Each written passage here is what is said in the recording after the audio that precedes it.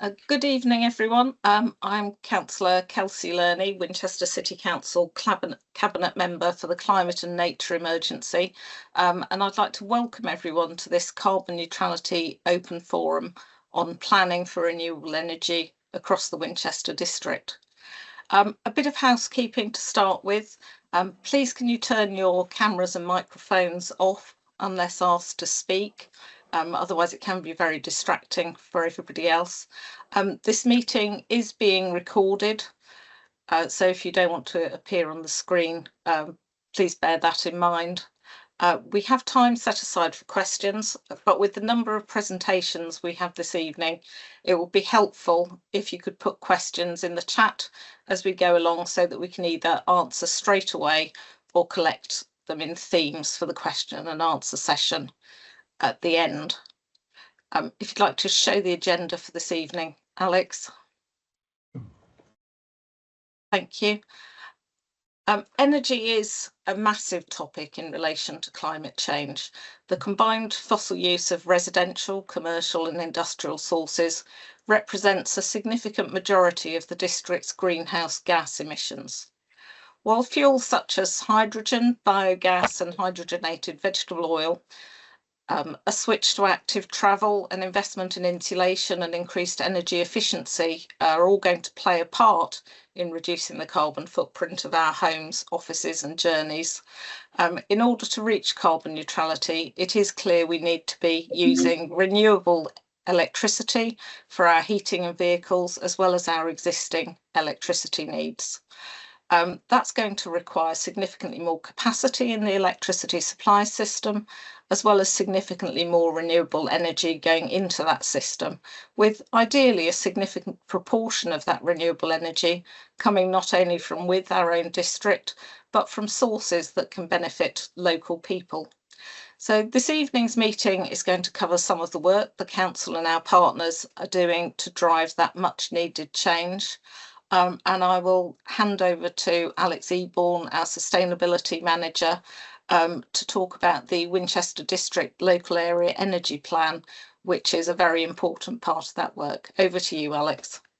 Thank you very much, Councillor Lerney, and good evening, everyone. So my name is Alex Eborn, and I'm the Sustainability Manager at the Council, and I'm going to be presenting a very exciting project that we're working on as a council and with our delivery partners who are with us today. That's Advanced Infrastructure and SSEN, and that is to deliver a local area energy plan project. So I'll be delivering these slides with my colleagues from Advanced Infrastructure who are here today, are Cleo and Tanya, so they'll come in a bit later on in the presentation. So in terms of what we're covering, the first one is an introduction to what local area energy planning is and why it is that we're doing it as part of our programme. Then we'll talk about how we're going about developing a local area energy plan for the Winchester district. And then finally, we'll have a look at community-led energy plans, the opportunity for communities to be involved in delivering a hyper-local area energy plan for their communities. So first of all, an introduction to local area energy plan. So what is local area energy planning? So the definition of local area energy planning is a data-driven whole system approach that considers how to decarbonise the entire energy system at least cost. So essentially, we all know what the challenge we are on as local authorities is. We need to get to net zero. And in order to do that, we need to deploy technologies and measures in order to help us to decarbonise our energy system. So the whole purpose of local energy planning is to help us to identify where these technologies need to be deployed, at what scale, and also to ensure that this is done at least cost. So it looks at the entirety of the energy system. It looks at regeneration of the of energy. It looks at transmission and distribution of that electricity and heat and other energy sources, but also how we use it in our buildings and also in our transport. So as I mentioned, it includes all energy types. So it includes gas, hydrogen, heating, cooling. It includes our electricity networks.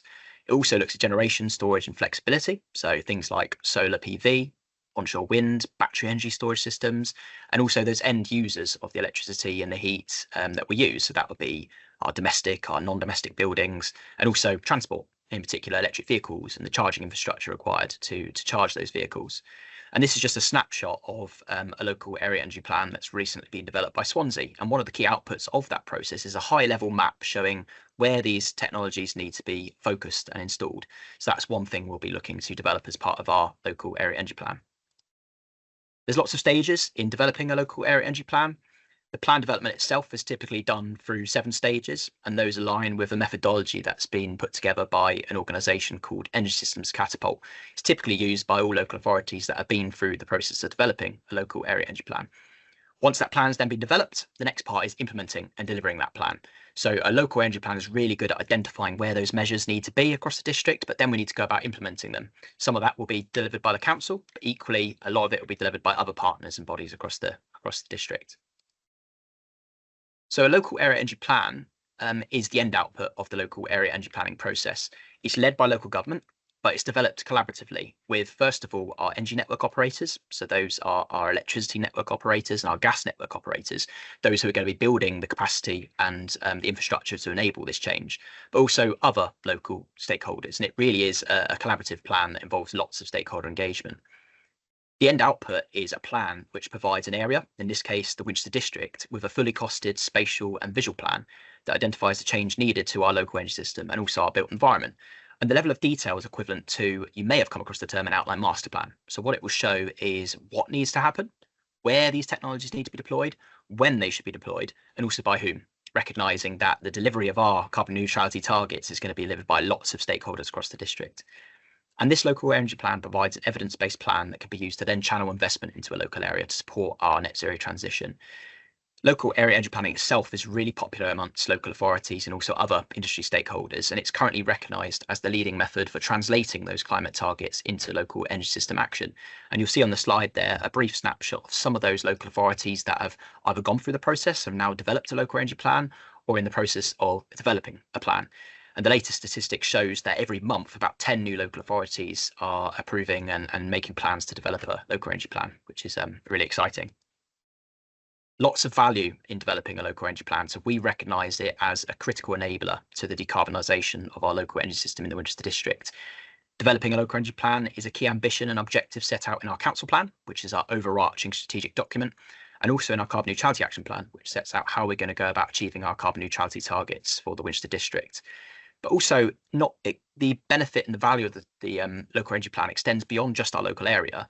It also feeds into development of other national and regional strategic energy plans, and also the plans of our utility networks and what they're developing. So as you can see in this graphic we got on the slide, our local energy plans represent the Winchester District area, a lower level area, but they also feed then into development of regional energy strategic plans and those national level energy plans, which are led by other industry stakeholders like the National Energy System Operator. So that's just a brief overview of what we mean by local energy planning and the value of developing a local area energy plan for the district. In the next couple of slides, I'm going to take you through what the process we're taking to develop a local area energy plan for the Winchester District and what's the role of ourselves as a council and our other delivery partners. So we're going to be developing our local area energy plan for the Winchester District in a partnership, and that's a partnership between ourselves, the council, but we're also working with Scottish and Southern Electricity Networks, SSEN, who are the distribution network operator who own the electricity network and operate the electricity network in our area, and also Advanced Infrastructure Limited. And our aim is to develop the UK's first digital leap for Winchester District using what's called the Local Net Zero Accelerator Tool, or LENSA. And we'll be delivering this project for most of this year. So we aim to develop a draft local energy plan by December 2025. And for the next couple of slides, I'm going to hand over to one of my colleagues in Advanced Infrastructure Limited, Cleo, and also Tanya, who's joining us and going to give a bit of an overview of what we mean by this LENSA tool and how we'll be using it to develop our local area energy plan. So I'll pass over to Cleo and Tanya. Thank you. Hi, everybody. I'm Cleo. So what actually is LENSA? So LENSA is a geospatial planning tool which has been developed by ourselves at Advanced Infrastructure in collaboration with SSEN over the last few years. And we've developed this with a lot of input from local authorities such as Winchester as well. And I'll share my screen and give you a sneak peek at what LENSA looks like in just a moment. But I first wanted to flag some of the core benefits of the tool. So essentially, LENSA provides local authorities with a shared workspace where they can model and plan strategic energy projects and then share those projects directly within the platform with SSEN. So our goal when we developed this was to streamline communication between local authorities and their distribution network operators. And within Lensa, local authorities get access to a wide range of data in a map view, which can help inform their plans by identifying suitable areas or buildings for low carbon interventions. So you can see on the slide what data within Lensa looks like, but I'll show you a couple examples in a moment anyways. And once local authorities like Winchester model projects within Lensa, they can then get an assessment out of the tool to help understand what the estimated carbon savings and cost impacts of their plans would be should they carry them out through development. Projects and plans created within the Lensa platform can then be organized into what Alex mentioned before, so master plans, which are essentially a log where they can track these plans dynamically in a dashboard within the platform. And they can essentially organize these into plans that are selected for development and are very likely to go ahead. And it provides local authorities with a dynamic dashboard where they can monitor these projects and ensure that they're able to hit their net zero targets over time and easily make changes to these plans and adjustments where needed, just to make sure they're hitting their goals and keep everything organized and keep stakeholders informed. So I'm going to show you what Lensa looks like now. So I'll just take over screen sharing. Hopefully you can all see Lensa on your screens now. So I'm on the Lensa homepage now. You can see I'm on Winchester's version of the tool here. And just to give you an overview of the core functionalities of the platform, you can see here we've got the map. So this is where local authorities get access to the range of data that I mentioned before. And this is where all of our data analysis tools sit. And then we've got projects. So this is where you can model granular changes to a neighborhood. So Winchester could create model projects on the platform by dropping things like heat pumps and rooftop solar panels onto specific properties or onto buildings. And then that's where they can get that carbon and cost assessment out of the tool and then create larger master plans that contain lots of individual projects. And then we have scenarios. So the scenario modeler is essentially a larger scale, long-term version of the projects tool. And it allows you to model potential decarbonization pathways and get an understanding of what the distribution of different low carbon technologies is likely to look like over time, based on a range of data that our data team at Advanced Infrastructure has put together. And then we also have a couple stakeholder engagement tools in here as well, and I'll touch on those in a bit more detail later on. So I'm going to show you what the map looks like within Lensa. So I've navigated here to our Data Explorer, and you can see we're looking at Winchester on the map. And you've got a whole big range of data sets over here on the left-hand side. So you can see we've got data like conservation areas and flood risk zones to help local authorities understand where there's restrictions to potential development. We've got a range of socio-demographic data sets in here, which are quite helpful if you're looking at focusing on areas that are experiencing higher proportions of fuel poverty, for example. So you can see I've got this data set loaded onto the map now, and it's looking at which areas are experiencing higher proportions of fuel poverty. And you can see it's an interactive map, so you can move around, zoom in, you can click on polygons and get more detailed data, like exactly how many households within these small areas are experiencing fuel poverty.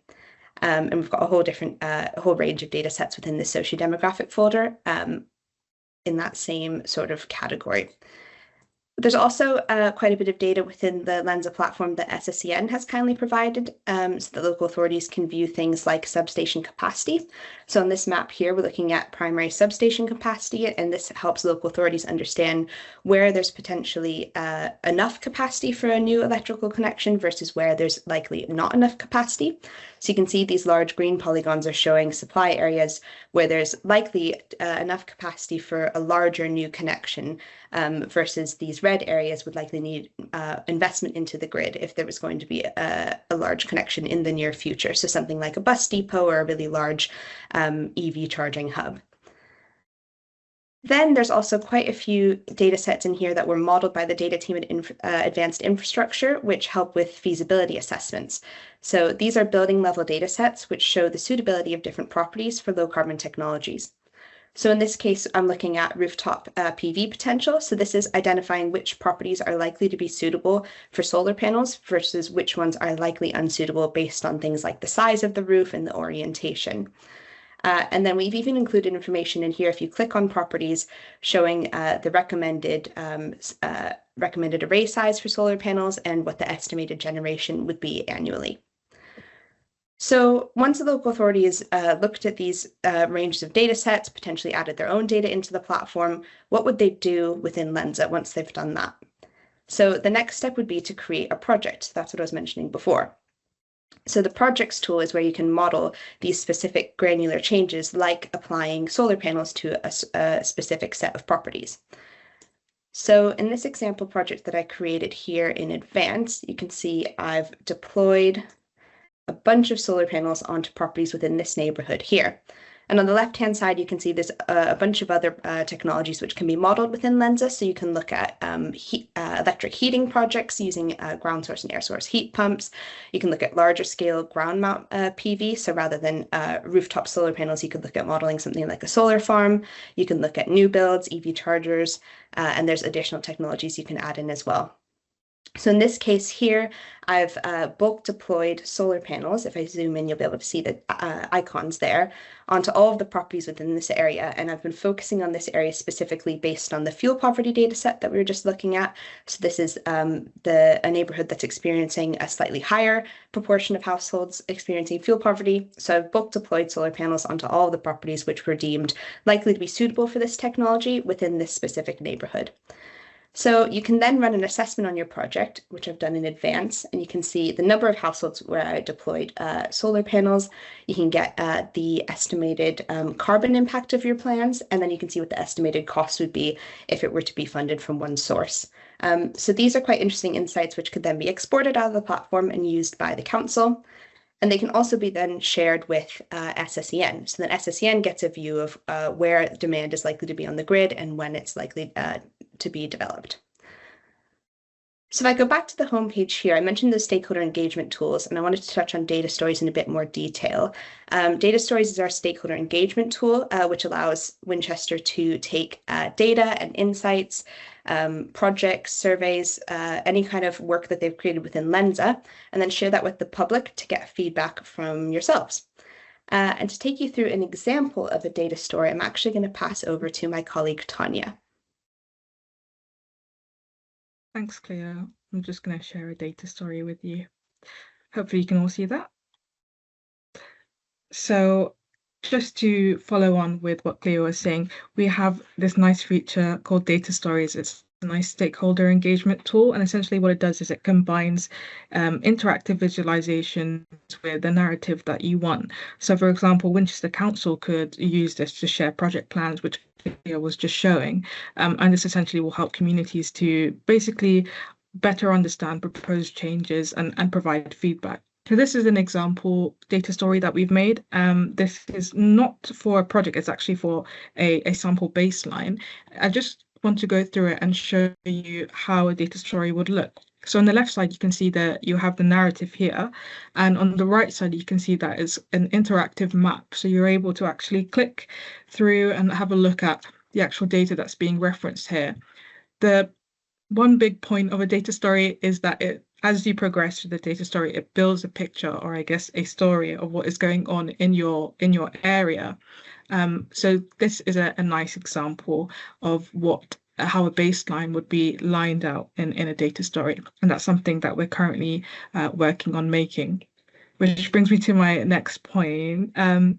Alex, would you be able to open the slides again, please? Yes, of course. I'll just bear with me a second while I bring up the slides. Just on the project timeline. Thanks so much. So this part is about how we're actually laying out the project. We've decided to split it across 3 different stages. As Alex mentioned, this is running until December 2025. We're currently in stage 1, or stage 1 to 3, where we're doing the baselining and stakeholder engagement. So stakeholder engagement is to help drive the LEAP adoption. The baselining assessment is essentially documenting the status of Winchester's energy system as it is. So this includes looking at stuff like the area's energy consumption, gas demand, existing renewable infrastructure, like if there's any solar panels already deployed in Winchester, which there is.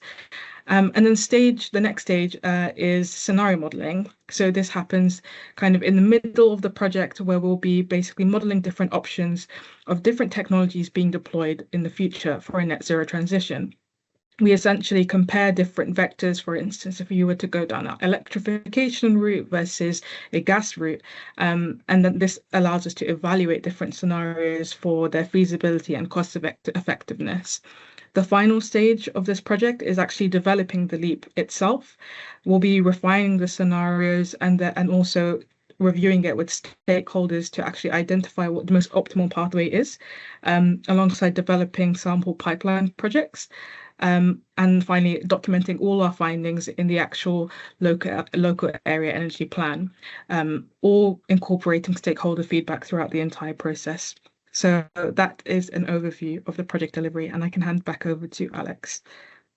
Excellent. Thank you, Tanya, and thank you, Cleo. I'm just going to round off the presentation with a couple of slides exploring another part of the project, which is looking at community-led energy plans. So as part of our local energy plan, we'll be doing this mapping, data collection and scenario modelling work across the entirety of the Winchester district. But also we think there's a lot of value in working with local communities to help to do a deeper dive into that hyper-local area of energy to work out what are those key actions and projects that could be delivered at that community level. So as part of our project, we're going to be piloting the creation of a community-led energy plan for one single primary substation area.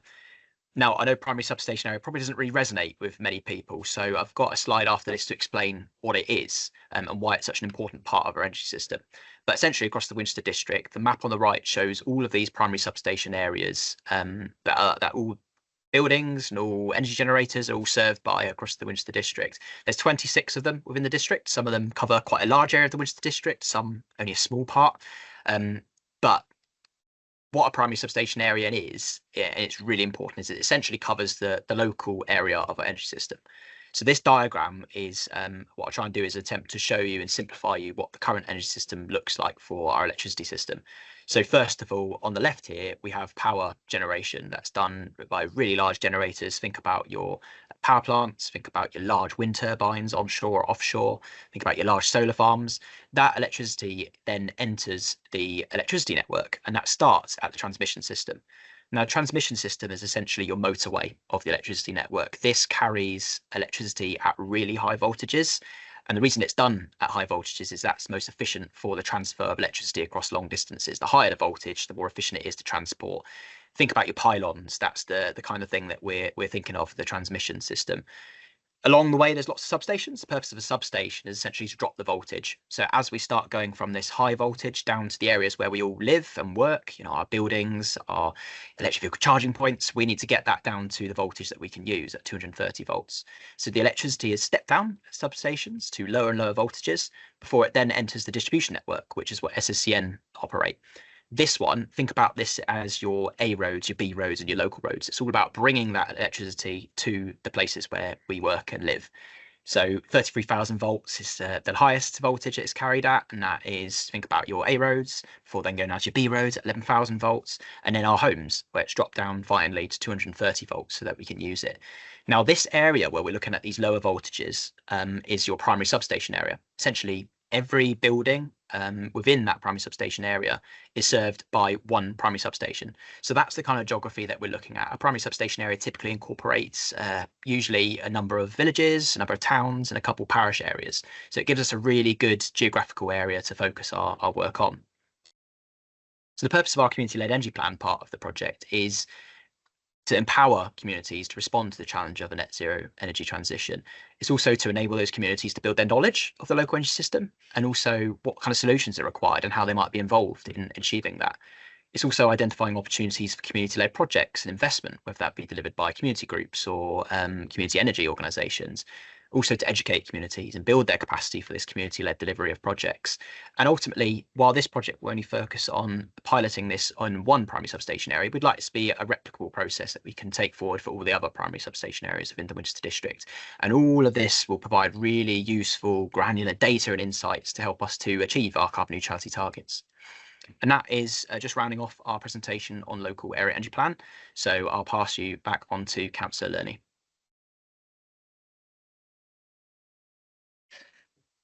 Thank you very much, Alex. I think people will have been really interested in that and getting a better understanding of what we're looking at and what we're trying to do. Now, we will be having questions at the end of this meeting, but I would encourage you to write any questions you've got in the chat now, so that we can answer hopefully a few of them as we go along, and then we can quickly move on to the next presentation.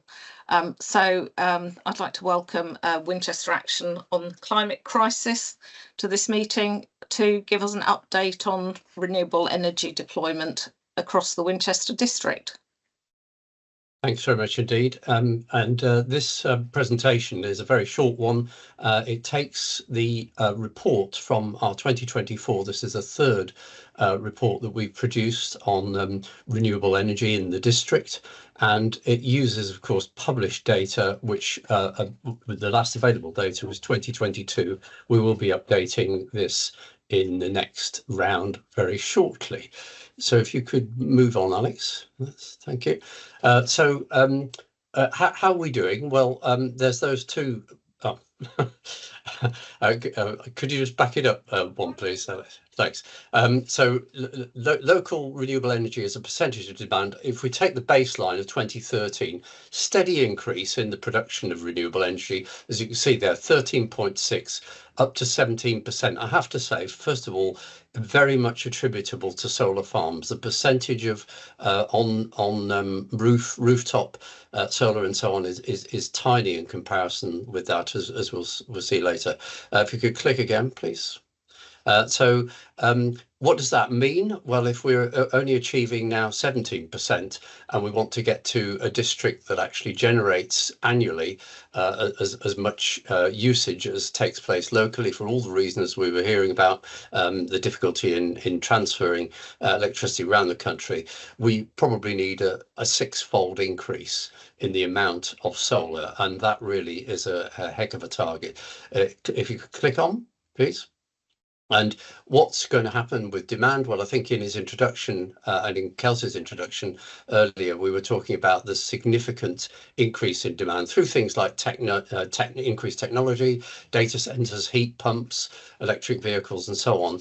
And therefore, what we need to be generating by 2035, if we're going to achieve that balance of production and consumption, is probably a lot more than sixfold.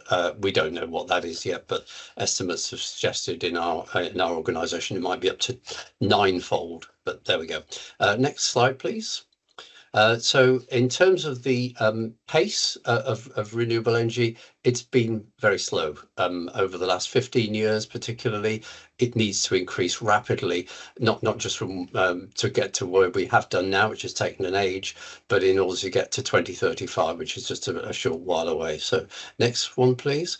As I mentioned earlier, rooftop solar is very welcome, and my understanding of government proposals is that all new builds from 2027, I know there was a proposal to bring it forward for 2026, all new build homes should actually have solar installed on the roof as part of the development. I don't know if that's going to happen. That would be very useful if it did, and clearly that would help contribute. But alone, of course, rooftop is not going to get us anywhere like to the target that we're going to have to achieve. Next, please. Batteries, has to be said, the easiest way to balance the grid is to store it and store it locally. And I'll talk about some consents that have been given over the last few years, and we need many more in the district. So next, please. So here we go. Right, yeah. So this is the energy consumption in the district, as you can see here. So domestic on the left, homes and so on. Non-domestic industrial uses in the middle column. And you can see there the baseline at the bottom there in terms of gigawatts, gigawatt hours generated per annum, 549.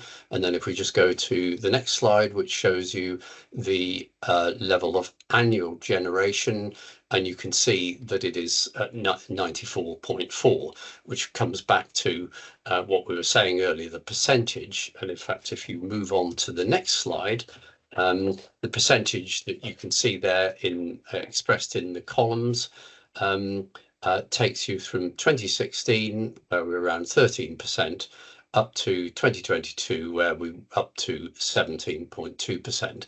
And just to say that if many of you be familiar with the Three Maids Hill solar farm, which came online after this 2022 data, that would take that 17.2% up to around 21.2%. In other words, a 4 points increase just from that 125 megawatt solar farm in less than 2 years, basically, which just shows you the pace with which solar farm energy generation can massively contribute. And we've got a session on in the next, after I've spoken, about large scale projects. So that's a sort of segue to that. Next slide, please. And so let's have a look at the statement, which is taken directly from our 2024 report, showing the data at the end of 2022, the published data, showing there the various approvals that have been given for operational solar farms in the district, ranging in terms of outputs from as little as 3 megawatts to 5.8 megawatts. And that's the installed capacity. That's not the gigawatt hours per annum. That's merely the installed capacity. It's important to differentiate capacity from actual output, and the total there is 81.2. So if we just keep that in our minds as we move to the next slide, which shows, and I've pulled this together, this will be this slide or something akin to it will be in our 2025 report, which we hope to be able to produce towards the end of this month or next, and shows you the various additions to what was published in our last one. The Three Maids Hill one, as I mentioned there, 25 megawatts. We've got the Locks Farm, Bishop's Waltham. You can see the operator there. That was permitted in March 23. Not quite sure the operational status of it at the moment, but you can see it's an 18 megawatt. South Lynch Hursley, which was permitted 2024, and that's 20 megawatts. We've got the Denmead 50 megawatt solar farm. Sadly had a battery storage facility attached to it, but that was removed partway through for various reasons that I won't go into now. But we believe that was permitted 2024, but there seems to have been some resurgence of something on the planning website, which I'm a little confused about. I hope it's going ahead. And then we've got Conrad Energy, Ethical Power, and also there's Clean Energy Capital. They are in the pipeline variously for planning consent or not in due course. But that 81 megawatts in the last slide, if you look to the baseline here, the potential extra of all these is 178 megawatts. So that's quite an increase, potential increase, but obviously a significant chunk of that is yet to be permitted. But I just think it just goes to show the extent to which developers of potentially large-scale schemes are able to transform the landscape of the production output that can make the difference. So next slide, please. And I just thought I'd put up the battery storage. These are the ones that are currently operational. And the one that always surprises people is at the Stockbridge Road, because it's so invisible. You wouldn't notice. It just looks like a farm building, and next to an electrical substation there, and the one at Down Farm, which is just quietly purring away. And then if you can just click again, you'll see planning permissions recently granted, and there's two of those.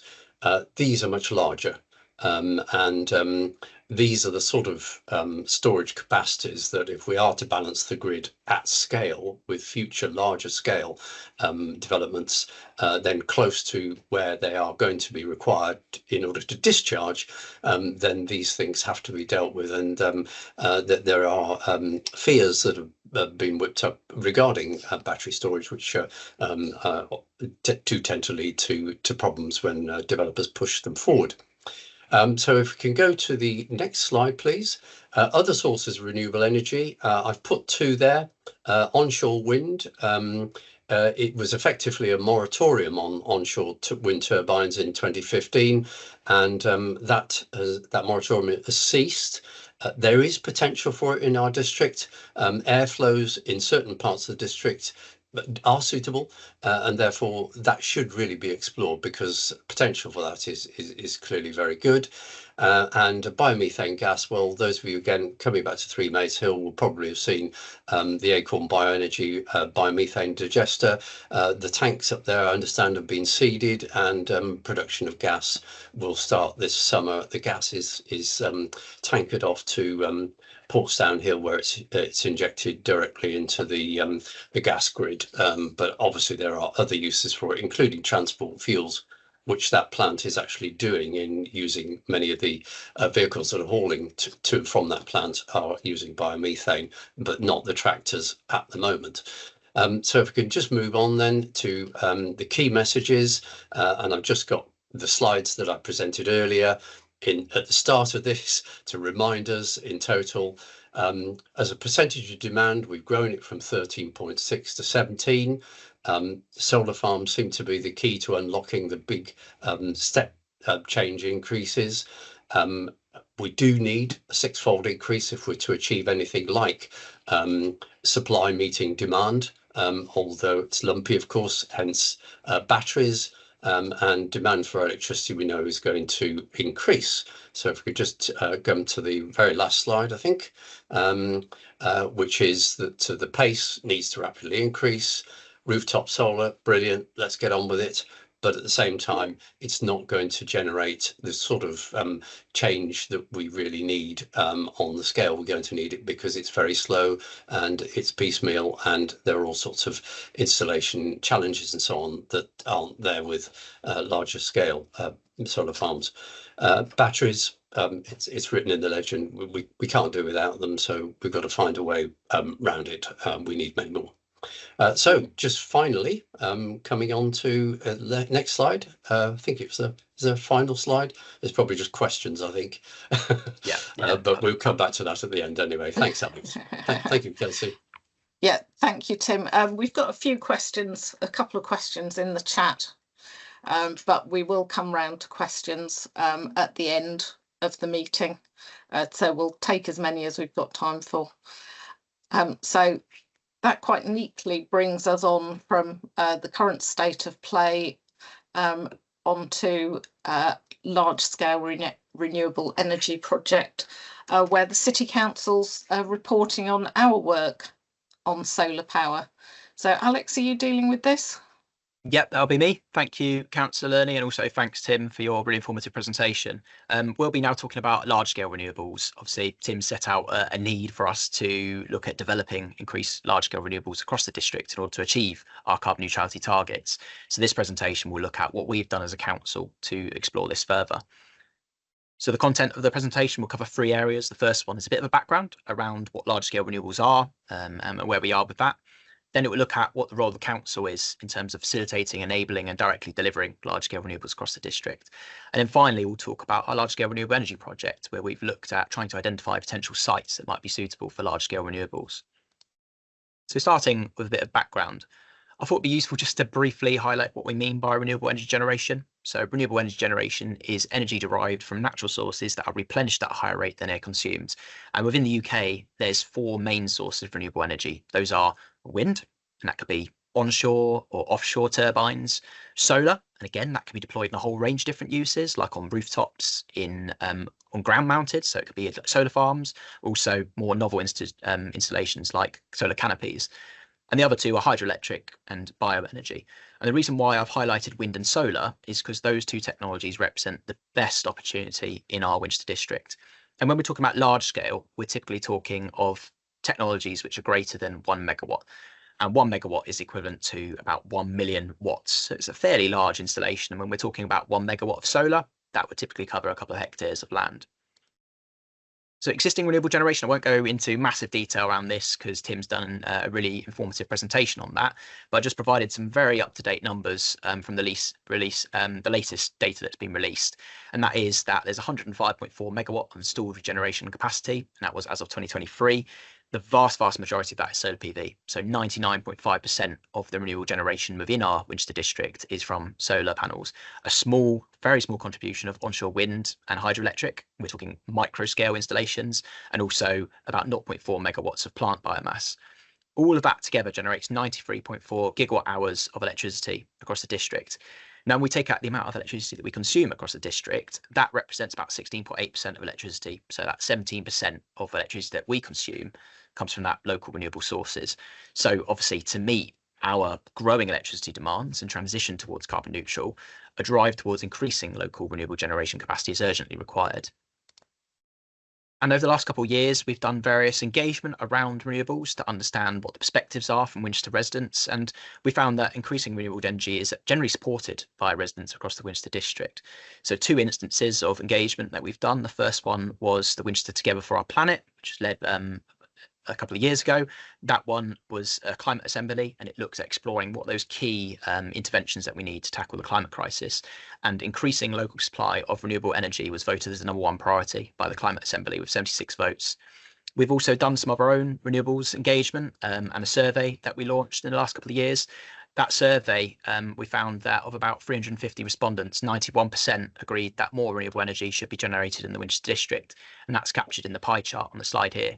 And of those various different technologies, there was strong support for rooftop solar PV and also for ground-mounted solar PV and onshore wind. So that sets out a bit about renewable generation and some of the context around it. The next couple of slides set out what the role of the council is in helping to enable greater rollout of renewable generation, particularly large scale across the district. So increasing renewable generation capacity across the Winchester is a key council priority. It's set out in our council plan to achieve carbon neutrality by 2030, and utility scale, which is another word for large scale renewable, is a key component of achieving that. Our carbon neutrality action plan also has various pathways which set out the kind of interventions that we need to take in order to achieve our carbon neutral target. Increasing renewable energy generation is one of those pathways, and it's outlined as pathway 3. And also our green economic development strategy and various other strategies have key links to say, we need more renewable generation. The Green Economic Development Strategy in particular states a need for increased renewable energy and also the positive impacts that can have for green economic growth. Now, as part of our carbon neutrality action plan, there's various different roles that the council could take, and we've mapped these under different levers of influence. So these range from the council playing a direct role in delivering, using our buildings and lands and investing in projects and programs, to collaborating, working in partnership with others, fostering networks and forums and working groups. We play an enabling role in many instances through the strategies that we develop and the policies that we can implement, and also influencing events like today where we can share, promote, inform and educate people. The one we'll be focused on today is the role that the council is playing in directly delivering renewable energy projects. And on that, we have our own renewable energy programme, where as a council, across many of our departments, we are working on developing renewable energy across the district. The first package of that work is small scale renewable energy. So that's looking at installing renewable energy that's below 1 megawatt. And the key 2 strands of that programme are rooftop solar PV. So that's solar photovoltaics that are installed on rooftops. We're looking at our own corporate estate where we've already installed about 500 kilowatts of solar PV. Social housing, we've got funding as well relatively recently to install solar panels on lots of our social housing, and also working with third-party businesses to install solar panels on their premises and sell that electricity back to them at a discounted rate. Canopies is another emerging area that we're looking at, and that is looking at land like car parks and whether we could install solar canopies over them to generate electricity, and they can also be co-located with electric vehicle charging points. So essentially, we can charge electricity using we can charge electric vehicles using the electricity generated by the solar canopies. The bit we'll be talking about today is that large scale program, so over 1 megawatt, and that's typically achieved through ground mounted solar PV, which we often referred to as a solar farm. And as part of that, we're looking at our own land, whether we could make best use of that, but also looking at third party land. Are there other opportunities for solar farms to be developed on other land that's outside of our ownership? So the opportunity for the council is we can look at developing and investing in large scale renewable energy generation on our land holdings or wider land across the district. And that is captured in our carbon neutrality action plan, because we've committed to build or invest in large-scale renewable energy generation projects, but also our capital investment strategy. There is that commercial opportunity to invest in large-scale solar schemes, and that's captured within that one. So we as a council are currently exploring opportunities to develop that utility-scale solar within the district and generate more renewable electricity. And what are some of the benefits of us investing our time and resources into that? Well, first of all, we can achieve increased local renewable generation. And the benefits of that is we can reduce carbon emissions by decarbonising the local electricity network, and also help us to achieve greater energy security and self-sufficiency of that electricity. And if we're going to meet that growing demand in the future, there's a really, really strong case for us to generate that locally. Also, it will help us to generate a revenue stream. If we look at selling or exporting that electricity, or if we use that electricity ourselves, there'll be a significant cost saving as we won't have to purchase that electricity from the grid. Any of those cost savings and all that revenue generated can then be redistributed into other services that we provide. There's also an opportunity to deliver community benefits and increase community engagement around renewable energy, and that's something we really want to look at as part of our project. There's obviously the economic development and job creation that results from local renewable energy investment, and also additional benefits. And as part of our programme, we're really looking at how can we also improve nature as part of any projects and enhance biodiversity. So hopefully that captures some of the real key benefits that we see of investing and investing our time in large-scale renewable energy deployment. So our project itself, what is the aim that we're trying to achieve? Overall, we've got two main aims. We want to increase renewable energy generation within the Winchester district, and we want to positively contribute to reducing carbon emissions in the district. And we want to do that through three core objectives. The first one being, can we identify a viable option for the council to deliver or enable a large-scale renewable energy scheme across the district? But also, we need to make sure that that is affordable for the council. Either it's cost neutral or generates a return on investment. And finally, we need to make sure that we provide wider co-benefits to the district's residents and also businesses or community organisations. So those are our three guiding objectives that underpin our work. Now, the first stage of any work is to assess land parcels to identify sites within the district that are suitable for the installation of large-scale renewable energy generation.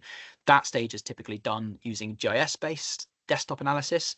For those who aren't familiar with GIS, that stands for Geographical Information Systems, whereby you look at almost a spatial tool to help identify where suitable areas for deployment might be. And that suitability is based on several parameters that influence whether solar PV or onshore wind or whatever technology you're looking at would actually be suitable in that area. So those range from environmental, geographical, demographic factors. And the output of this suitability assessment is essentially a long list of sites that may be potentially suitable for renewable energy deployment. This little image on the screen here is actually taken from the Lenser tool that Cleo provided a brief presentation on earlier, and it shows areas that are potentially suitable for renewable energy. So this is one of those data sets that we'll be revisiting as part of our local area energy plan develop to identify, at high level, where are those suitable sites. So overall, in the Winchester district, the greatest potential comes from two technologies, and those are solar PV and onshore wind. So taking solar first, Winchester actually has some of the best solar resource in the UK with very high solar irradiance levels. So for a solar PV project to typically be viable, it needs to have something over about 900 kilowatt hour per year per metre squared of solar irradiance. And we find that the majority of the Winchester district has levels that far exceed that. So from that perspective, Winchester district's a really, really key area for solar deployment. And that differs from some areas in the north that have lower solar irradiance levels. And we also got quite considerable land holdings across the district. We're in the top 20% of English local authorities by land area. So there is a potential for us to find suitable land for solar PV deployment. Onshore wind is the other one, and typically, as Tim mentioned in his presentation, planning policy has been quite a significant limiter to the rollout of onshore wind, which is why we haven't seen many onshore wind installations across England. But the planning policy has recently changed, and that moratorium has basically been lifted. So I think we'll start to see a lot more onshore wind applications start to come out across England. So that's something that we're also really keen to look at across the district. Now, we found as part of our initial work that the best resource, so the best wind resource where we've got the highest wind speeds, is on top of the downland in the national park. So that's obviously going to be quite a challenge in terms of securing planning approval. So it might present a major constraint. But I know there's lots of other people who are looking at onshore wind, and we have a presentation slightly later from Energise South Downs, who have used the Lenser tool to look at potential opportunities for onshore wind across the district. So our main focus has really been around solar PV, and in particular those ground-mounted solar PV installations. So this is the process that we took to identify, well, what is a suitable site? How do we go about determining those sites that are suitable for solar? So first of all, we need to identify those areas which definitely are not suitable for solar PV, and those ones are areas with hard constraints. So what we mean by hard constraint is things like, does it have a building there in the first place? And if there's a building, we're not going to knock it down for solar. So we have to rule out those areas that are currently covered by buildings. Also, are there areas that have agricultural land grades of 1 or 2? Those are the prime grade agricultural lands, so the most fertile, that offer the best resource for farming. So we shouldn't be looking at getting rid of those areas for solar PV. Also, if there's lots of other infrastructure included, so if there's railways, for example, those are hard constraints that would limit a potential for solar.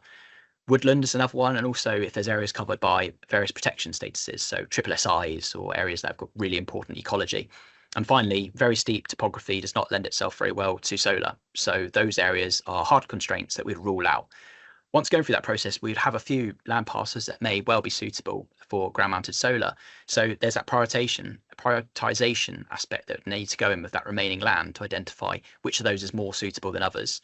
Some things make a site really suitable, and those would be given positive weightings. So that would be, if it lands in public land ownership, council ownership, or other public body. If it's on really low-grade agricultural land, if it's on old landfill sites that aren't being used, there's lots of local authorities that have now taken the opportunity to develop solar PV on landfill sites, making sure that the design is obviously protecting of the membrane that's in place in those landfill sites. Also, does it have close proximity and access to electricity infrastructure? A lot of solar panels and solar projects rely on having a connection to the grid so that they can export that excess electricity. So if it's got close proximity to that, then that can really enable a project to go forward. And also private wire opportunities. So what a private wire opportunity means is there a really large energy user very nearby that we can directly wire that electricity to? If so, that's a great indication that there might be a potential solar PV project there. There are some negative constraints, though, things that wouldn't stop development, but would reduce its desirability. Those are things like, would it be an assessment gap? Is it near protected areas like SSIs or areas of outstanding natural beauty? Is it near the South Downs National Park? Are there existing electrical infrastructure constraints, large distance from access roads? Have there been previously failed planning applications in that area? All those things are considered as part of this prioritisation round. And the final output of it really is, if we've identified a few sites, we need to do some detailed assessment of those ones to determine, does it have everything we need to represent a viable investment for us to take forward? So some of the key challenges we've experienced of this process is, first of all, grid connection, that lack of capacity to connect to the grid. The grid has been set up many, many years ago, and it was typically set up with the idea of large power stations putting energy into the grid and then it being drawn out the other side by homes and businesses. But what's new and what we need for the net zero target is all of these local solar farms and onshore wind installations that feed directly into the grid. And the grid's not been set up traditionally with that ability and that capacity for those renewable generation technologies to connect. So we do have that issue with the grid not having sufficient capacity to progress these projects. Now, that's something that has posed a challenge for us, but connection reform is a key priority of the government. And there's also some initial reform that's come out, like the CMP 446 code modification, which is enabling faster connections of schemes up to 5 megawatts. So that's something that might help us to unlock future projects. Viability is another key part of it. So we need to have exercise due diligence to ensure that proper financial modelling has been completed, and that if we're investing in a project, it's something that will generate returns and not be unaffordable for the council. And finally, this is a complex process. These are big projects and there's lots of benefits and lots of constraints and potential impacts and opportunities. So we are being very careful as part of this project to consider sites in lots of detail and only come forward with things if there's a genuine proposition which represents a value for money investment. So that's just a quick overview of the need for large-scale renewables, the work that we've done so far, and capture some of those key challenges as we move forward on it. So I'll pass back to Councillor Lerney. Thank you very much, Alex. And I think this is a great point for us to hand over to Energise South Downs to talk about community energy and the work they've been doing on future energy landscapes. Yeah, brilliant. Thank you so much. It's been absolutely fascinating to listen to the presentation so far. And really great, although I know we've still got a long way to go, really great to hear from Tim at Winnack about the increase in solar farms that are all in the pipeline. What we do at Energise South Downs with regards to community energy is two main things. We're trying to increase the scale and number of community-owned renewable generation projects out there. And also engage with the local community to try to ensure that they are involved in the transition. So whilst it's brilliant to hear about all those solar farms, what I was thinking in the back of my mind is how much of all of that is going straight back to the investor, and not the stuff that you're doing, Alex, in Winchester. That's amazing. But yeah, just to ensure that the community are actually part of that transition away from fossil fuels, and that the community starts to get some of the benefit rather than the profits all going off to the large companies. So yeah, that's the areas of work that we do. I am program manager. My name's Amelia. Some of you are probably familiar already with Katrina Coburn, who is our founder and CEO. And we're a small team, 4 of us working for Energise South Downs. Now we've got 8 brilliant directors. And we've been going for about 2.5 years, nearly 3 years. And we're just on the cusp of a very great and exciting transition where we're just about to launch our first share offer for our first 3 rooftop solar PV projects. But I'll tell you a little bit more about that later. I'm going to cover 3 things. One is about our future energy landscapes work. The second is about our onshore wind work. And then the third is just to give you a little update on that share offer that I mentioned. So the future energy landscapes, some of you may have heard of it already. It's a workshop that was designed by the Centre for Sustainable Energy, and it's an open source tool which we've been trained up to deliver. And it's a few hours workshop, and it works on a parish level. So we get data on the parish's energy consumption, and we produce lots of maps of the parish, and we invite residents of the parish to come along, get together for an evening, and we sort of take them through a journey of connecting to their parish. They all stand around maps and they talk about what they love about their parish, areas that, you know, they all walk their dogs. Maybe we also talk a bit about areas that are maybe disused or have some other potential or could be improved. So we just get them to connect with the landscape. And we then move on to sort of a bit more of an education piece around community energy and renewables. And we show some videos which sort of just increases the knowledge of the room to make sure they all have the same level of knowledge of the different renewable technologies that we then go on to talk about. And then they break out into little groups, and they're each given a renewable energy technology, and they need to then decide with the map of their parish where they could deploy that and how much space it would take up, and how much power it would produce for compared to their actual parish consumption. So it's a really powerful workshop. They then, all the groups feed back, and actually online on the screen they can see what they've decided. If it was 3 solar farms in the parish, how much that would reduce their carbon emissions as a parish. So yeah, it's a really powerful workshop. They learn about community energy, but they also learn about the different renewable energy technologies. But also it gives people an opportunity to have these conversations as a community before a planning application lands on their doorstep. And it really, you know, it really ties in so well with what you mentioned earlier, Alex, about the community-led local area energy plan. Yeah, so that's really great to hear, and we'd be really keen to be more involved in that as well going forwards. So what you can see on the screen is a map of all the locations where we've delivered the workshop. So we've been to 17 or 18 parishes now, but we have got funding from the South Downs National Park to roll that out over the course of 2025 to 27 communities in total. So it's really amazing that 27 parishes in our local area will have had this workshop, and the outputs of the workshop are a report where everything that's discussed is presented, and a wider survey. So we'll be looking at the very end of the project to collate all of that information. I mean, it's just so much intelligence and community voice. So we'll be looking to collate that and really share that widely with local authorities, other campaign groups, all the residents. Yeah, so hopefully we will have engaged over 500 people in that process. As another output for us, we're hoping that that will identify potential sites and do give us the really detailed intel about perhaps landowners that are keen and that kind of thing. If you just skip through to the next slide, that's just a quick few sets of photos of our facilitation team. One of those is in Upham, So we've covered quite a lot in your area, Denmead, Meon Stoke, Swanmore, Upham, several others. But yes, it just shows you the kind of vibe of little small groups working through that as a community. So that's a bit about our future energy landscapes.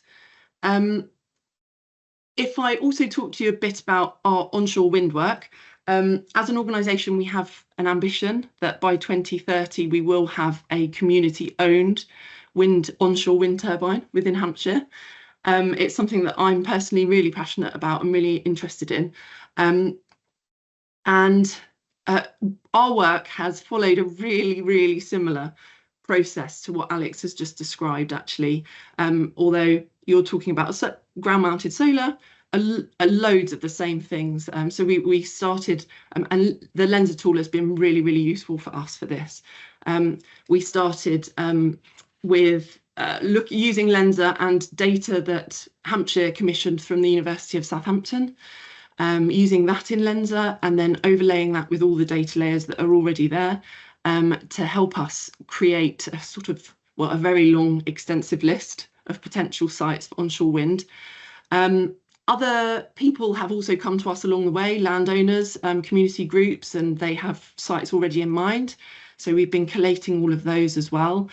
And then from using Lenser and lots of desk-based research, we've been able to kind of narrow that list down to what we think is about 20 sites. And then we have applied to the Community Energy Fund, which is no longer, it's going to be under a different name, but we have applied to the Community Energy Fund for funding to take those 20 sites and then conduct more desk-based research, but in slightly more detail to try and really hone down in the same process that Alex said to 2 or 3 sites that we really want to explore in a bit more detail. So yeah, it's really exciting. Yeah, we've got that ambition, we're working on it. So yeah, really keen to hear from anybody else here who's interested in the same thing.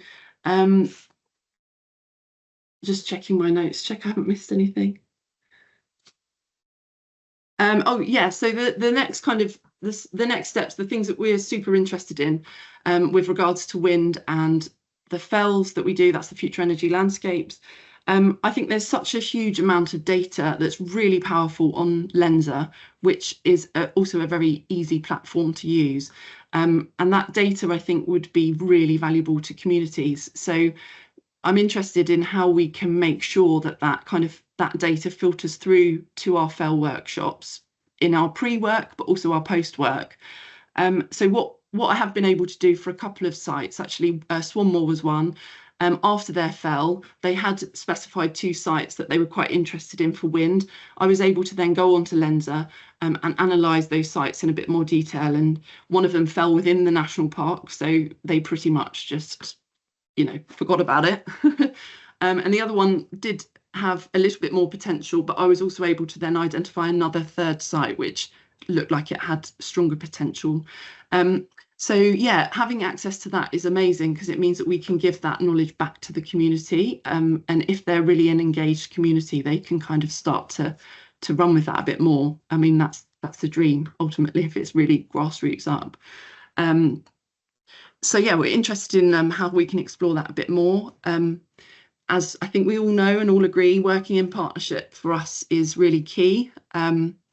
So yeah, we hope that will continue. And then yeah, just keen to see how communities can really benefit from the data and the ease of use of the Lenser tool, because at the moment I know it's somewhat restricted to well, us as a community energy group and local authorities.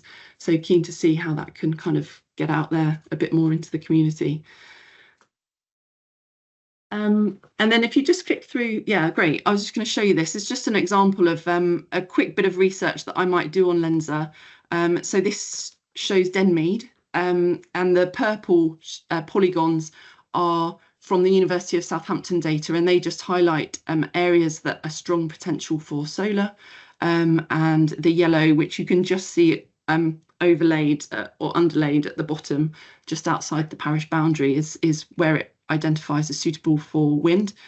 And then I've mapped over the top the network topography, so you can see the blue lines are very high voltage lines. You can see they all kind of come into the middle where Lovedean substation is.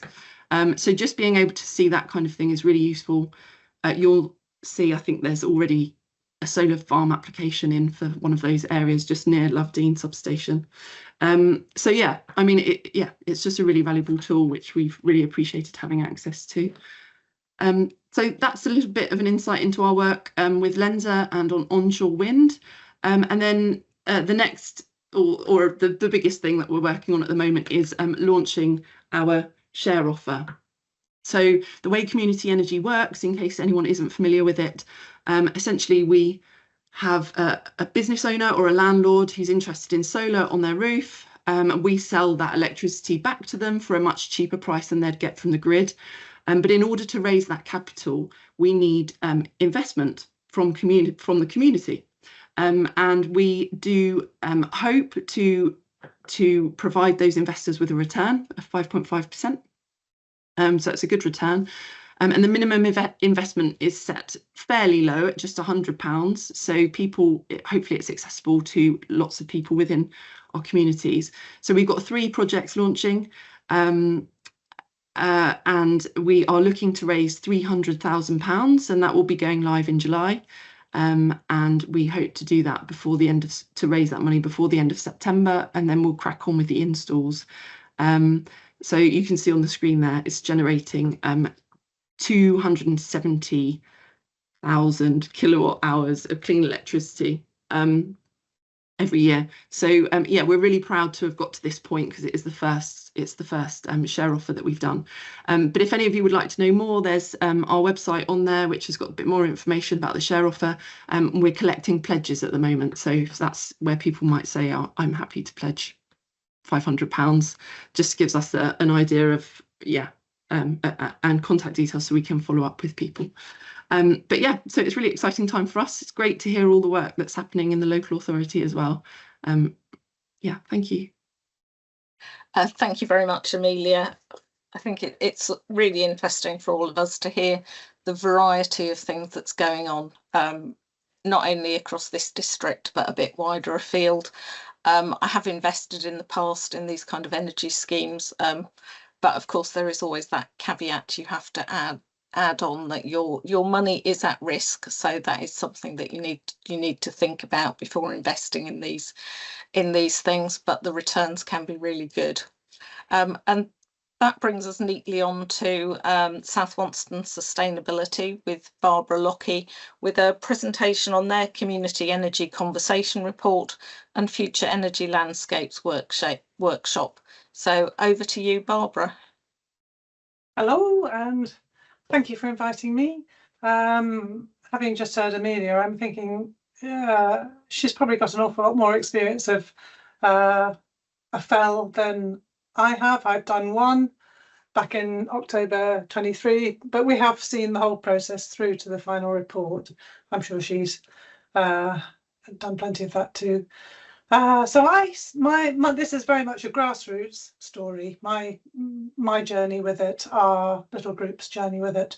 I was inspired by a webinar by the Centre for Sustainable Energy in early 23, and I really got the whole point of communities being given a forum to think about what they did want, free from any need to focus on what they don't want when there's an actual planning application in, and that residents know their own patch and what's valuable about it and what could work, which is sometimes fairly idiosyncratic. So our little energy team bought into it, and South Wonston Sustainability bought into it. We got grants from the parish council and 3/4 from Winchester City Council, which was mainly paid to the Centre for Sustainable Energy. They ran the workshop for us. This was before Energise South Downs were doing them, so we weren't treading on any toes. The strong aim for the workshop was to engage as wide a cross-section of the community as we could, and especially those that were likely to object, so that we had a chance to address their concerns. unfortunately, they mostly expressed their views by not attending. But to that end, I spent a lot of time identifying the various groups and the clubs, the scouts, the local farmers, the trades, the local businesses, and just those people that, just know everybody else. And we did personal invitations to them all. Well, 40 personal invitations went out. I was kind of fondly thinking that, there would be scuffles to get in and queues at the door, but actually getting people to come to the workshop was the hardest. Well, that was one of the hardest things. So we went to the second phase of the invitation process, which was just throwing it open to the whole village. We in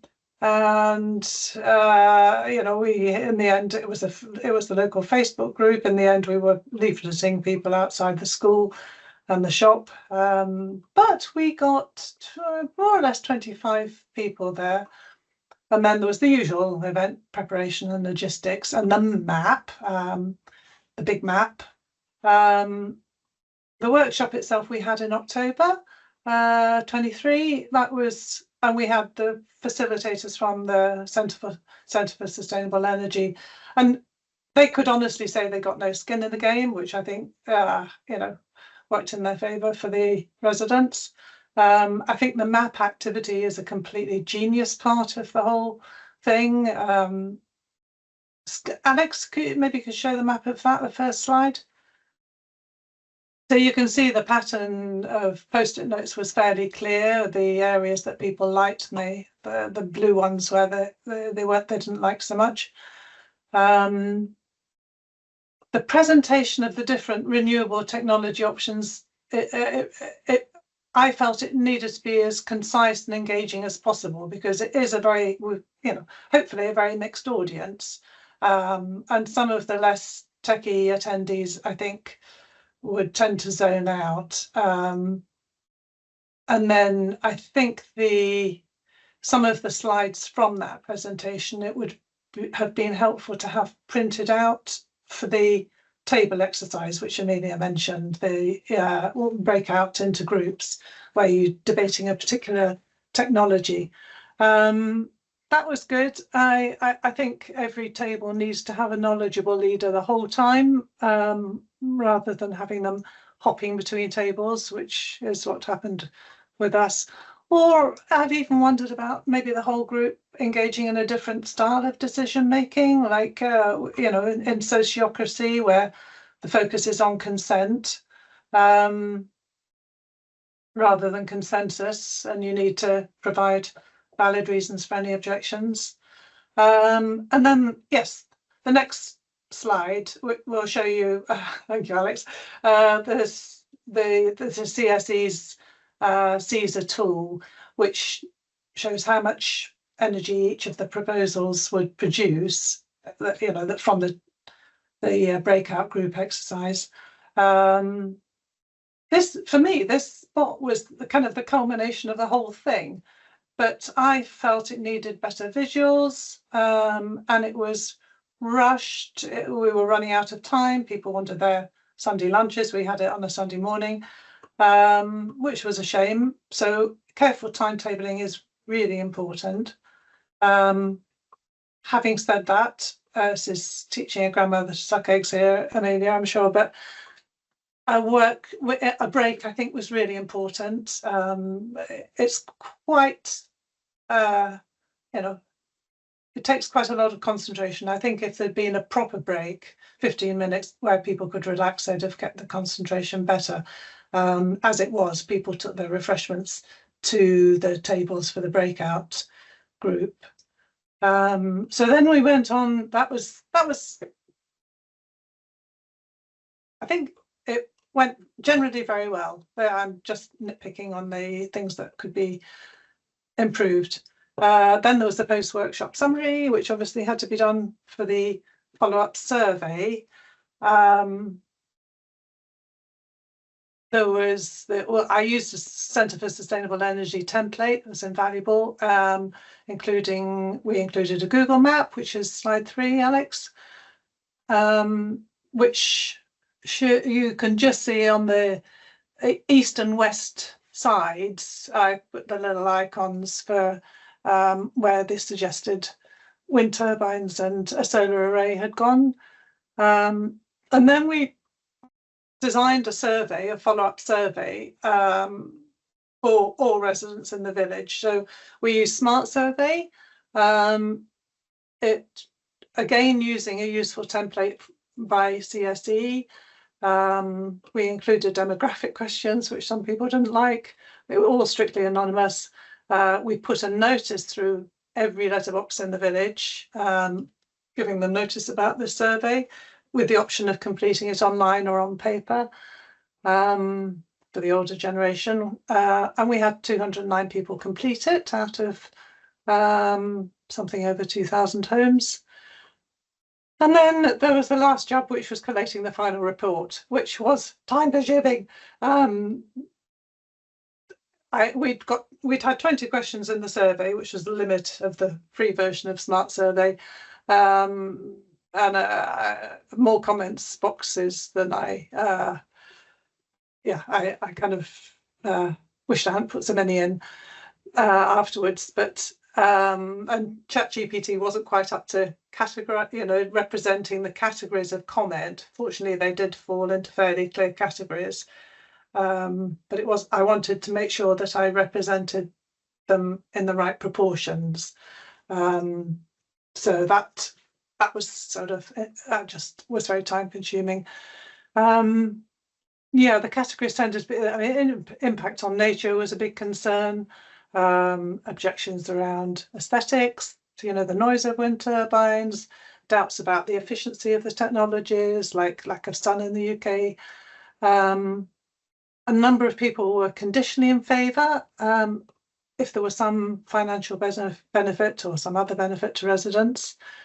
So I compiled bar charts, then that shows you as an example of what went in for the wind turbines. Most of the comments were really positive, and some people were really grateful for the whole project. But you have to be resilient to take some of them on board. There was a hardcore of objectors, and some were quite vehement. One person said, "The person who suggested this wants their ears boxed." And some people were also suspicious about our having some financial interest in the whole thing, which was pretty galling considering the amount of volunteer hours it took. So the final report was 37 pages, I think. And anyone doing a final report, bear in mind, most people probably only read the summary. It was made available, yes, here on this our website, South Wales Sustainability website, and we printed it out and put it in the village venues. And so, am I running over time, Alex? Here, am I okay? Yep, absolutely fine. Only another minute.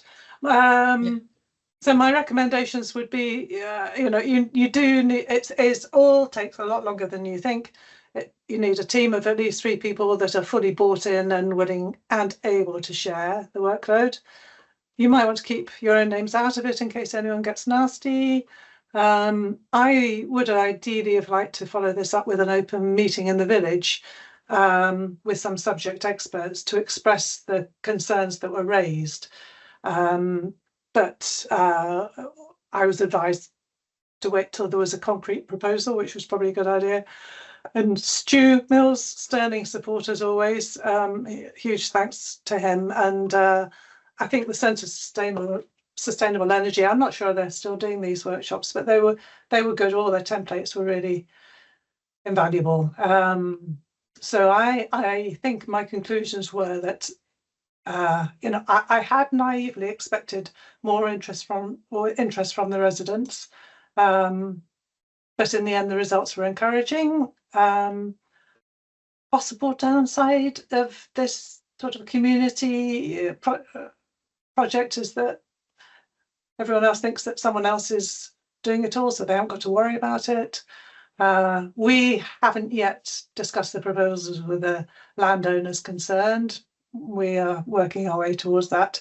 But Energise South Downs have very kindly done a feasibility study for a wind turbine or two on one of the proposed sites. So there's hope that something will come out of it. So yeah, that was it. Thank you. Thank you very much, Barbara. It's really useful to have that kind of experience of going through the process as we move forward and try and launch that in other communities. As an ex-resident of South Wanstead myself, I'm very familiar with the area and quite a lot of the people who live there. But okay, we're actually doing really well because we're only about 5 minutes behind the schedule, which, given the number of presentations we've had, I think is excellent. So we've now got 15 minutes for our question and answer session.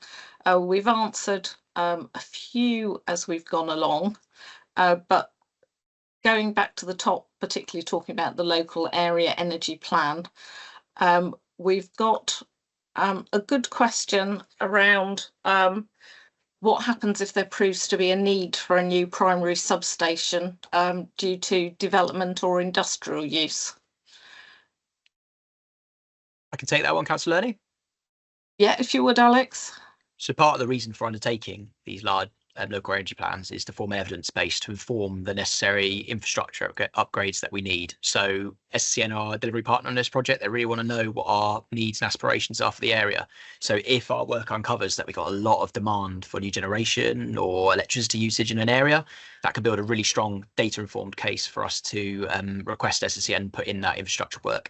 They're being very proactive, working with us and making sure that their network is fit for the future, and also so that it's an enabler for net zero, not a limiter. So that would be a positive output of the work. If we can make a strong case that we need investment in infrastructure, that is fantastic. And also potentially it helps us make the case for not needing large amounts spent on infrastructure in certain areas if there are other ways of providing the energy and heat or whatever it is that we need in particular areas. So it does look at both sides of that. The next question on that is what sort of project are you thinking about for the community-led project linked to the substation areas? I think that's definitely one for you, Alex. Yeah, of course. So it will be the whole community-led energy plan part of it will be delivered concurrently with our local area energy plan. So as part of that, a lot of the stage we're working on now is at data collection. We want to build a picture for what the current energy system looks like. And on the back of that, we're going to then look at scenarios for how we can achieve the kind of carbon neutrality targets we need in the most cost-effective way. So the community-led energy plan is going to hone in on that primary substation area. What we'll do is some targeted engagement with the local communities, the parishes and the ward councillors in that area. We want to know about the insights from the local area, any potential projects that are coming on board, any potential restrictions or constraints, so we can feed that into the work. And the end output of that community-led energy plan will be a plan which will set out what are some of those projects that could be installed in the area, where are those focus zones or areas, where could the community potentially take a role in leading and delivering on those schemes. So that's the main purpose of it. It will be engagement led. We'll have lots of data that will feed in. We're keen to have lots of workshops with local communities to explore the implications in their area, and all of that will then consolidate itself into a plan that will be owned by the local community. Thanks. And I think linking back to the previous question, we are looking at areas which are seeing significant development as part of this work, because that'll help us move forward throughout the whole district in terms of looking at where we're expecting significant increases in supply, but also how we might meet that supply locally rather than needing to have massive expensive investment in infrastructure.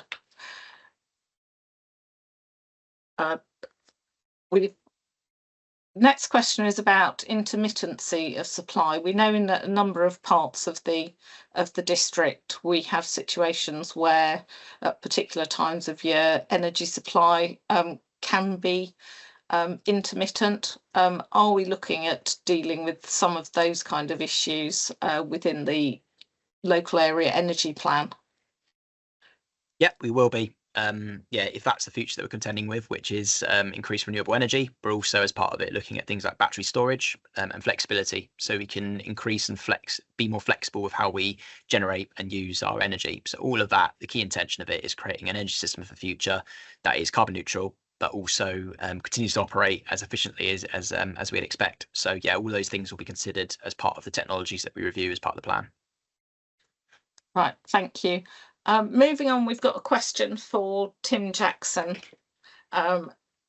around the assessment of the installed capacity, solar capacity in the district, which is, are you including the Instavolt solar panels and battery scheme into your table? The tables that we have currently are the ones that are based on the 2022 data, except for the sheet that I showed of ones that are in the pipeline currently. And I think you're referring to the Instavolt one at the recharging station up at the Three Bays Hill.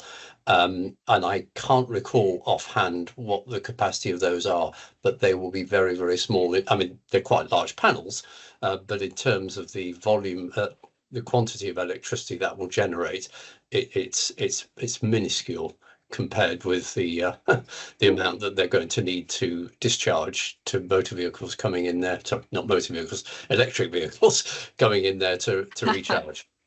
Actually, Tim, I think having had a visit up there, I think you might be quite surprised, because I think overall they're looking to be self-sufficient, and actually taking that would be great if they can. Yes. That'd be fantastic. Although I would point out that it also represents a significant increase in the amount of energy required in the local area. So I think there's a bit of swings and roundabouts about whether we should actually include that as a large scale array. I think we need to look at the installed capacity before thinking about whether we include it or not, though. I think it is quite a tricky one. Yeah, and they're in effect using a private wire for that, because one of the schemes coming forward for planning at the present time includes a private wire to IBM on a site that's quite interesting, because obviously they have a very big data center there consuming large amounts of electricity. They hope to get to something like 20% of their total usage from the solar panels that they already have and those that they're about to install. And that sort of move is great. We'd like to see 20% moving to 50% or 75%, which would be great. And that's the sort of incremental increases we're going to require in the future. Yeah, thanks, Tim. I think, there's a question raised which I did answer about the biodiversity net gain from solar farms, but I think it's worth repeating, which is that the experience elsewhere is that solar farms do increase the biodiversity on particular sites, particularly because they tend to be on low quality farmland, and actually it's not too hard to get a significant biodiversity uplift through stopping farming the land and letting it go back to nature, but obviously managing it properly can really significantly increase the biodiversity, and Energise South Downs have in the past given us a talk about just that. We've got some questions around wind turbines and the sites that are available. I wonder if we could invite Amelia back on that one, because certainly the issue we've identified as a council is that the majority of suitable sites are in the South Downs National Park, and their planning policies are a significant barrier. So I don't know if you want to say a bit more about that. Yeah, I think that's definitely the best place for sure for wind. But actually, there was a report, I'm not sure if it's one, I think it's one that East Hampshire commissioned. It's slightly dated now. I think it was 2019, that report by Ricardo Energy, I think. But that pretty much says that all of East Hampshire would be okay for wind. it might not be like the best, but it would still generate actually a really significant contribution to our energy needs. So yeah, it's kind of hard, I suppose, if you're looking at an area to see it, yeah, if we've got a really good site that's up there on the South Downs, but we've just sort of, for this project, disregarded the South Downs. I think actually the one is in the South Downs because the landowner's just super keen. But yeah, there's still a lot of places which are okay for wind and would still do well, but they're, yeah, comparatively they're not as good, but they would still be viable. Right, thank you. Another question for you is, do parishes have to be in the SDNP to take part in future energy landscape work? Yeah, it's a good question. So the bulk of our funding going forward has been from South Downs, but the last batch of workshops that we've done have been funded by a combination of people, including Winchester, Go Green grants, so and also the South Downs are kind of flexible, so it depends really. Just anyone can email into me if they're interested, and I can take it to the FEL team and see. Right, thank you very much, Amelia. A question from Anna Wise, our previous sustainability manager. So it's really great to see you on this call, Anna, and still taking an interest in what we're all doing. Who asks, Hampshire County Council and Southampton Uni did a study on various renewables, including sites for wind. Has this been made publicly available yet?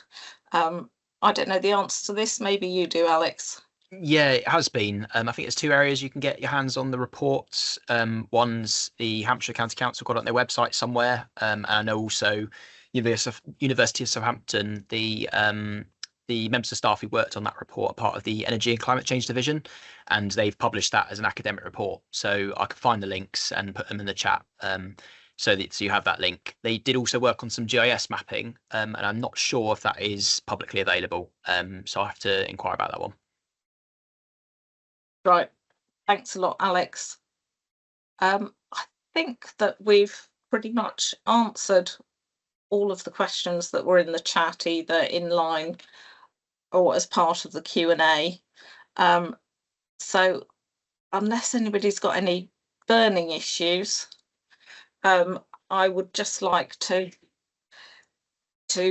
bring the meeting to close just a few minutes late, and thank everybody, to thank all of our presenters for spending their time with us this evening. I think it's been really interesting and shows the breadth of work that we're doing across the district.